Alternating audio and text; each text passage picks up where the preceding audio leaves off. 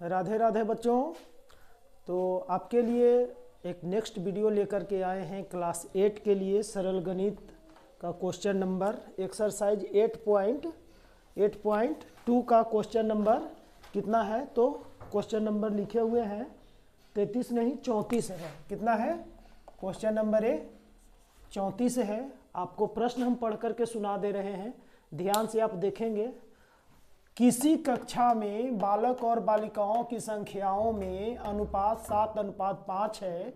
यदि बालकों की संख्या बालिकाओं की संख्या से 8 अधिक है तो कक्षा में कुल कितने विद्यार्थी हैं। यहाँ पे दो गो प्रश्न क्रिएट हो रहा है। पहला तो ये हो रहा है कि बालक और बालिका का जो अनुपात है 7:5 के रूप में है। दूसरा जो क्रिएट हो रहा है कि बालक की जो संख्या है बालिकाओं की संख्या से 8 अधिक है। तो कहता है कि कक्षा में कुल कितने विद्यार्थी हैं।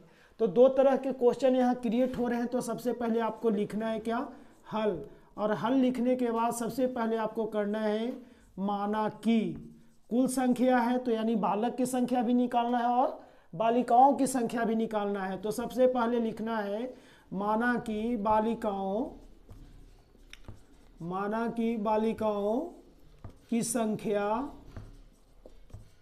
बालिकाओं की संख्या बराबर x मान लेना है। क्या मानना है, x मानना है। क्यों, क्योंकि बालक की संख्या बताए हुए है तथा बालकों की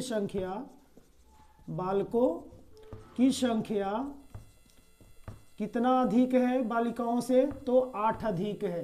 तो इसमें +8 कर देंगे तो ज़्यादा हो जाएगा। बालिकाओं की संख्या में अगर 8 प्लस कर देंगे तो बालकों की संख्या निकल जाएगी। तो अब क्या करना है, प्रश्न से चलना है। प्रश्न क्या कह रहा है इसे देखिए। प्रश्न ये कह रहा है कि किसी कक्षा में बालक और बालिकाओं की संख्याओं में अनुपात जो है से, तो सबसे पहले लिख लेंगे। क्या लिखेंगे, बालक अनुपात बालिकाओं, है ना, बराबर क्या है, अनुपात दिए हुए हैं। कितना है, 7:5। अब यहाँ पे ये देखना है कि बालक को कितना हम लोग माने हैं। तो बालक की संख्या x + 8 है, अनुपात है तो अनुपात ऐसे लिख देंगे बालिकाओं यानी x है, बराबर कितना है 7:5 है। इसको क्या करेंगे, अनुपात जो दिए हुए इसका मतलब बट्टा करना है।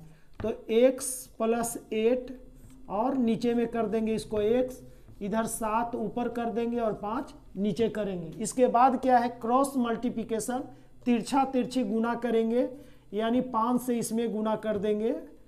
x + 8 में कितना से गुना कर देंगे, 5 से, और उधर जो है से गुना कर देंगे 7 में x से। अब यहाँ पे देखेंगे 5 में 1 से गुना किए 5x, 8 × 5 = 40, बराबर 7 में 1 से गुना करेंगे तो 7x। अब x वाले जो पद हैं इसको एक तरफ ले लाइए, तो 5x उधर से आएगा तो 7x, और अंक जो है उस साइड लेते चल जाएंगे दाएं साइड में, तो माइनस क्या हो जाएगा, 40 हो जाएगा। तो 5x - 7x है, तो 5 में से 7 नहीं जाएगा, 7 में से घटाइए तो -2x होगा, और इधर -40 हो गया। माइनस से माइनस क्या करेंगे, कट करेंगे, और 20 दूनी 40, यानी x का मान जो है कितना आ गया, 20 आ गया। x किसका मान रखे हैं, तो बालिकाओं की संख्या है, और बालक की संख्या में क्या है, x + 8 यानी 20 प्लस कितना हो जाएगा 8, 28 हो जाएगा। अब कहता है कि कुल विद्यार्थी, अब बालिका के भी संख्या निकल गया और बालक की भी संख्या निकल गया। तो आप लिखेंगे बालक प्लस बालिका बराबर, तो 20 प्लस 28 बराबर कितना हो गया 48। ये ही आंसर आपका हो जाएगा, यानी कुल विद्यार्थियों की संख्या हो गया, कुल विद्यार्थी की संख्या हो गया, कुल संख्या, यही आपका क्या आ गया, आंसर आ गया। तो आपको क्या करना है, एक सेंस समझना है ना, क्योंकि बिना सेंस के आपको कुछ समझ में नहीं आ सकता है, इसलिए आपको sense is the power of a spoken जिस तरह से होता है, तो मैथ की भी भाषा समझनी पड़ती है कि कहना क्या चाहता है।